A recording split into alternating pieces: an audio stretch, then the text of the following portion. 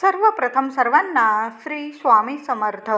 स्वामी महाराजांच्या कृपेने तुमच्या सर्व चांगल्या इच्छा पूर्ण होत ही स्वामींचरणी प्रार्थना करते आणि आजच्या व्हिडिओला सुरुवात करते. तर उद्या श्रावणातील शेवटचा सोमवार आलेला आहे, 5वा श्रावणी सोमवार, आणि उद्यापासून श्रावण संपत आहे. तर उद्या पिठोरी अमावस्या देखील आलेली आहे. सोमवती अमावस्या अतिशय प्रभावी, सर्वात मोठी अमावस्या मानली जाते. म्हणजे शनी अमावस्यापेक्षा पण सोमवती अमावस्या अतिशय प्रभावी आणि मोठी मानली जाते. जी अमावस्या सोमवारी येते त्या अमावस्येला अनन्यसाधारण असं महत्त्व असतं.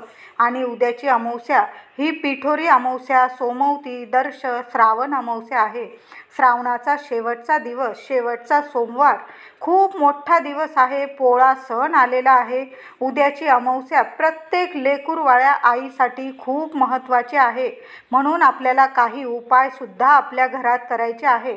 आपण प्रत्येक अमावस्येला, पौर्णिमेला आपण आई, महिला आपण घरात उपाय तापाय करतच असतो आणि करायलाच पाहिजे. तर उद्या प्रत्येक आईने आपल्या मुलांवरून थोडासा ताजा भात उतरवून टाकायचा आहे. थोडासा भात शिजवा, मीठ टाकलेलं असेल चालेल, नसेल टाकलेलं तरीही चालेल, आणि मुलांना पूर्व पश्चिम उभं करायचं आहे. सकाळीच हा उपाय करून घ्या. म्हणजे तो तुम्ही भात, उतरवलेला भात चिमणी पाखरांना खायला घातला तर दुपारपर्यंत ते चिमणी पाखरं खाऊन जातील आणि मुलांवरील इडापिडा लगेच उतरून जाईल. तुम्हाला भात शिजवायला पण वेळ नाही तर काय करायचं, मूठभर कच्चे तांदूळ, अख्खे तांदूळ घ्यायचे आणि एक मूल असेल तर एक मूठ तांदूळ घ्या आणि मुलाला उभं करून मुलांवरून 7 वेळा डोक्यापासून पायापर्यंत ते मूठभर तांदूळ उतरवून टाकायचे आणि पक्ष्यांना बाहेर एखाद्या कोपऱ्यात टाकून द्यायचे खायला. 2 मुलं असतील 2दा अशी दृष्ट उपाय केला तरीही चालेल. हा सकाळीच मुलं शाळेला जाण्याच्या आत हा उपाय करून घ्या. ज्या मुलांची सकाळची शाळा असेल ते दुपारी 12-12:30ला आल्यावर तुम्ही हा लगेचच उपाय केला आईने तरीही चालेल. तर 12 ते 1च्या दरम्यान हा उपाय करूनच घ्या.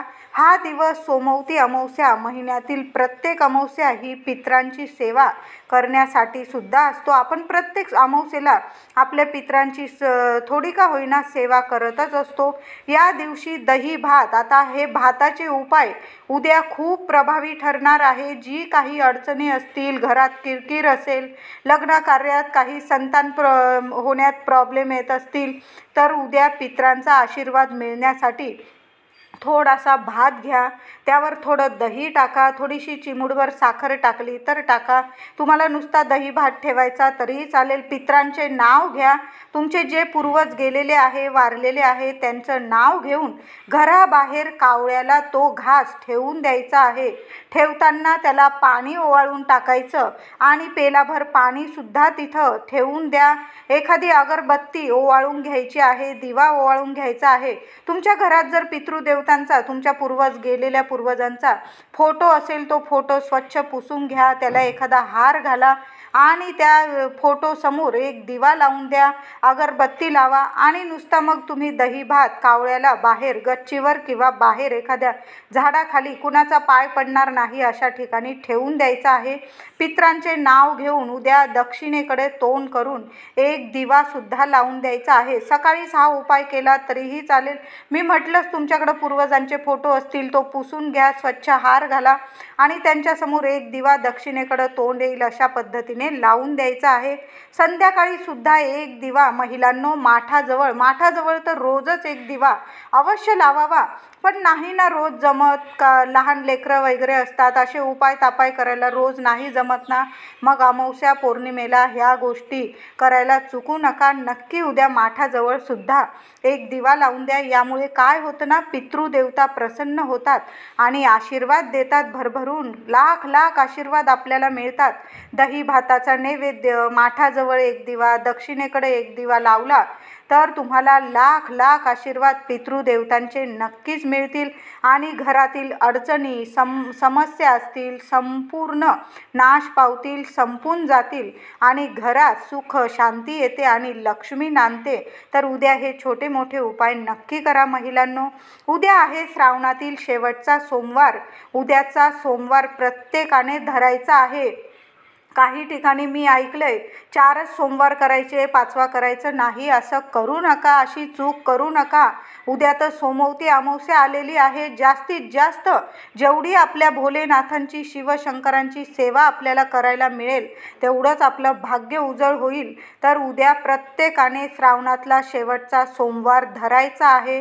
जसे आपण 4 श्रावणी सोमवार केले त्याच पद्धतीने उद्या शिवशंकरांची, महादेवांची शिवपिंडीवर पूजा, उपासना, शिवमुठीचं व्रत करायचं आहे.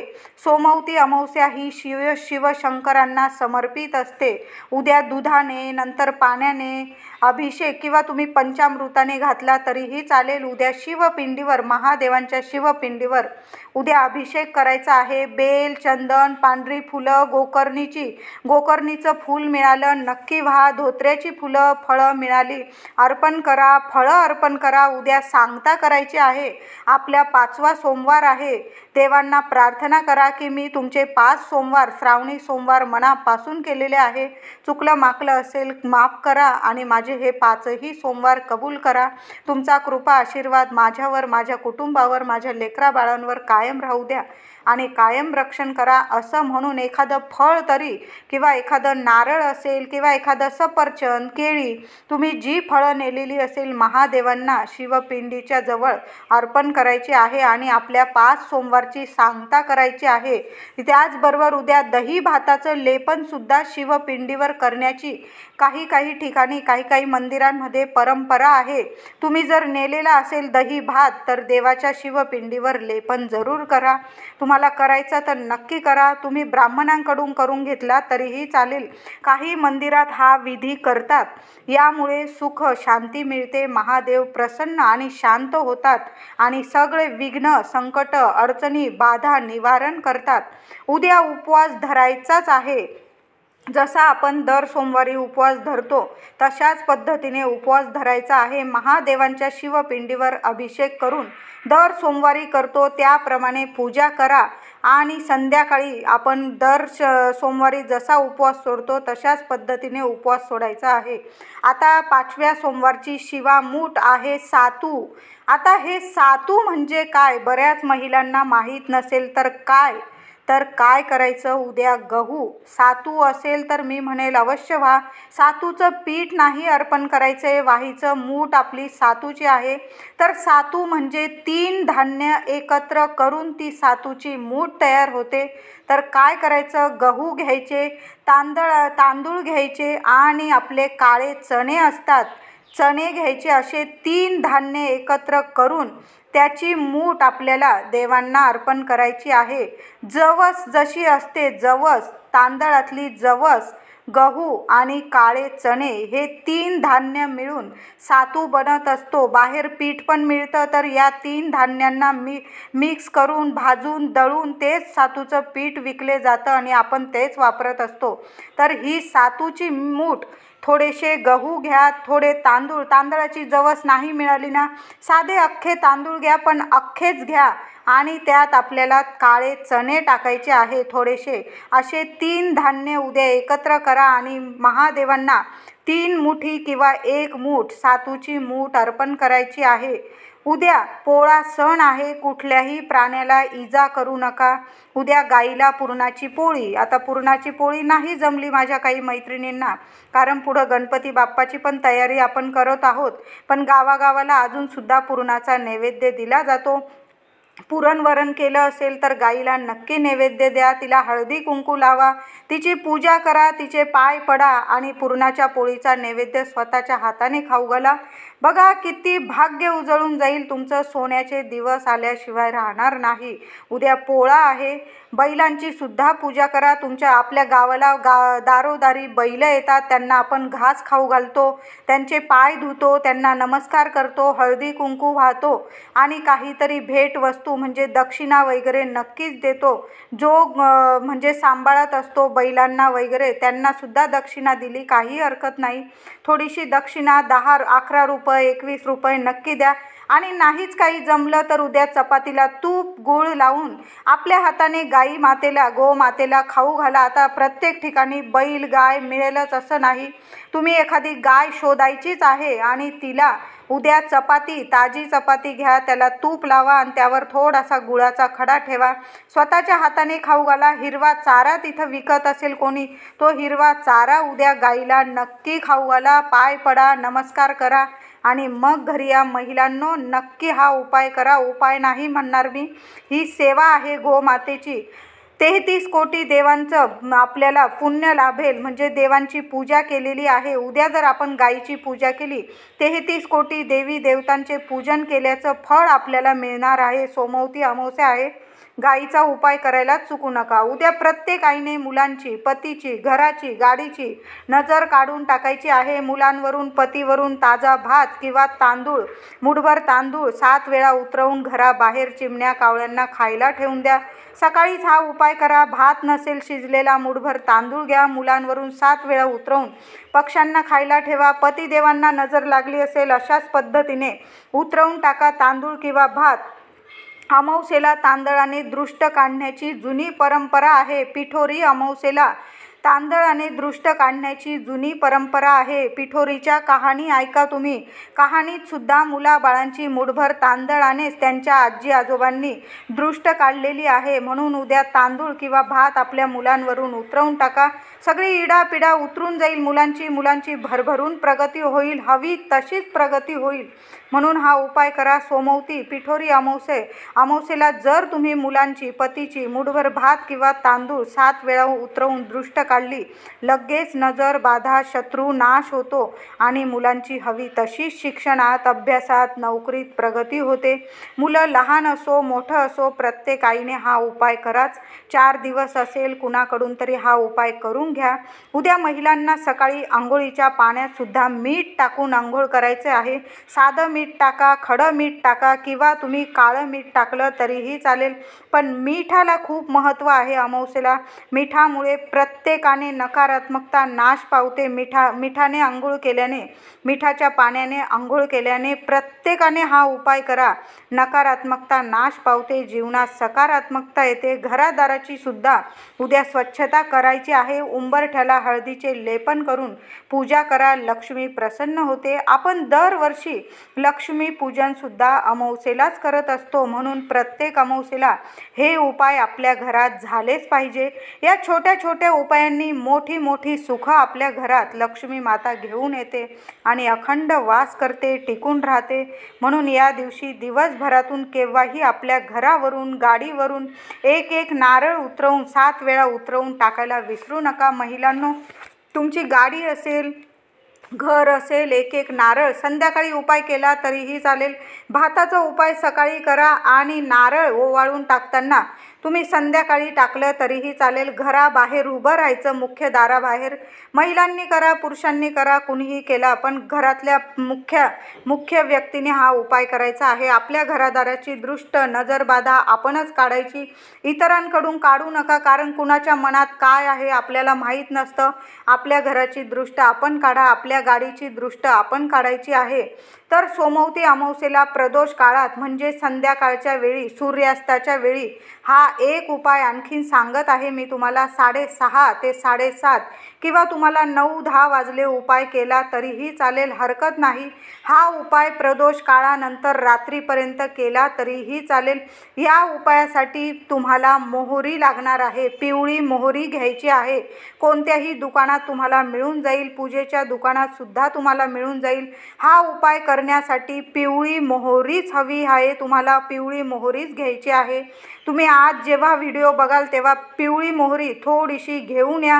कुठल्याही दुकानात मिळेल. तर पिवळ्या मोहरीचा वापर तांत्रिक कारणांसाठी सुद्धा केला जातो. आता तांत्रिक म्हणजे खूप काही घाबरायची गरज नाही. कधी पण घराची, मुलांची दृष्ट, नजर, इडा पिडा, नकारात्मकता घालवण्यासाठी आपण जे उपाय तापाय करतो ते एक प्रकारचे तांत्रिक उपायच आपण करत असतो. साधे सोपे असतात, पण तांत्रिक उपाय असे म्हटले जाते यांना. तुमच्या घरात कटकटी आहे, बाधा आहे, नजरदृष्ट नकारात्मकता असेल. काही घरांमध्ये खूप मोठी घरं बंगले असतात, पण त्या घरात प्रवेश केल्यानंतर कुठंतरी निगेटिव्ह वातावरण जाणवत असतं किंवा घरातील व्यक्तींचे एकमेकांशी पटत नाही. पती पत्नी, सासू सुना, नंदा जावा, इतर कुणाचंच असेल तरी पटत नाही. असे घरं नकारात्मक वातावरणांनी भरलेले असतात. तुम्ही नोकरी करताय, व्यवसाय करताय, तुम्हाला कोणीतरी विनाकारण त्रास देतंय, तर अमावास्येला आपल्या आजूबाजूची दरिद्री नकारात्मकता मुळापासून बाजूला काढून फेकायची आहे.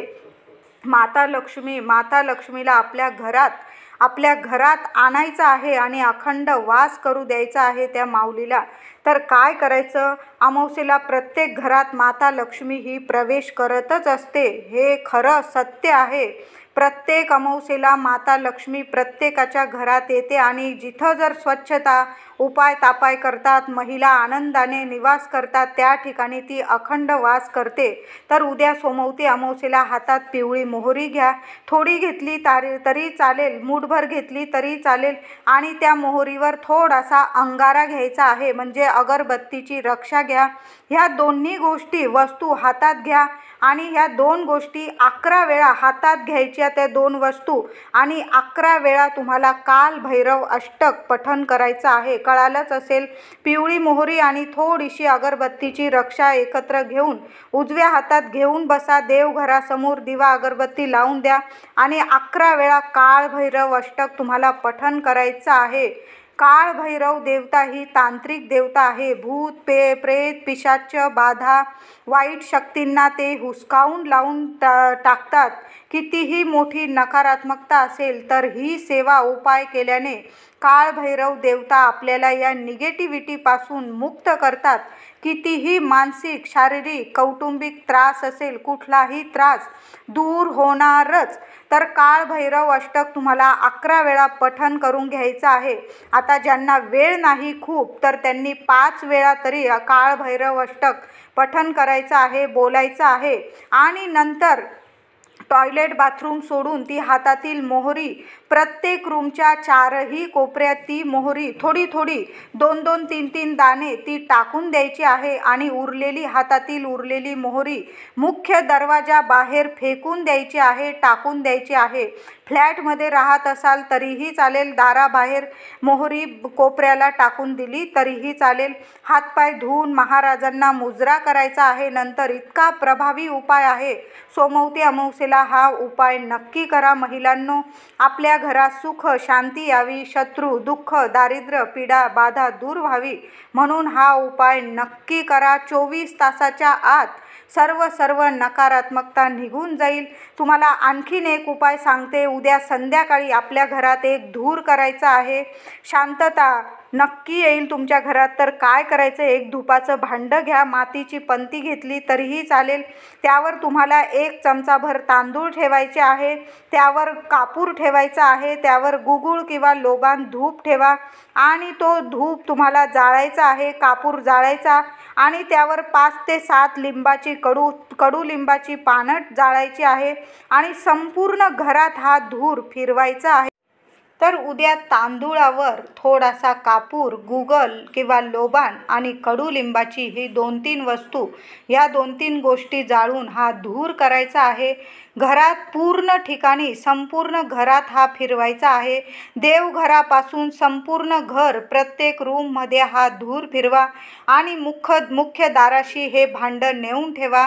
नंतर आपल्या कुलदेवीला, माता अन्नपूर्णेला, माता लक्ष्मीला प्रार्थना करायची आहे. पितृदेवतांना क्षमा याचना मागायची आहे आणि प्रार्थना करताना, हे माता लक्ष्मी, मी असा धूर केलेला आहे तुला प्रसन्न करण्यासाठी आणि तुझा माझ्या घरात अखंड वास राहण्यासाठी. हे कुलदेवी माता, आमच्याकडनं काही चूकभूल झाली असेल क्षमा कर आणि माझ्या घरातली जी काही नकारात्मकता असेल, बाधा असेल, इडापिडा असेल, नजरबाधा असेल, माझ्या मुलांना लागलेली, मला लागलेली, आपल्या घराला लागलेली, तर संपूर्ण नष्ट होऊ दे असं बोलून प्रार्थना करायची आहे आणि तो धूप हा धूर नक्की असा घरात करा।